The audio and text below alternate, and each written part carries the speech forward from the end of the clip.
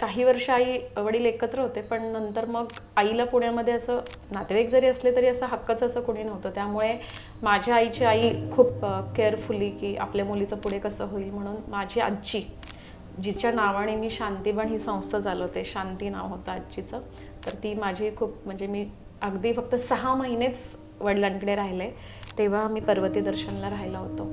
आणि तिथे आई सांगायची की दूधसुद्धा नसायचं, मला अगदी बाटलीमध्ये पाणी भरून तुला द्यावं लागायचं. आई तेव्हा घरकामं करायची, त्याच्यामुळे ती मला म्हणजे अगदी खूपच वाईट अवस्था होती तेव्हाची. कारण मुलगी झाली म्हणून त्यांना काहीच खर्च करायचा नव्हता. आणि त्यानंतर मी जाईल म्हणजे लहान बाळ जाईल म्हणून तिने अगदी 6 महिन्याचं असतानाच तिच्या माहेरी सोडलं, म्हणजे माझ्या मामांकडे.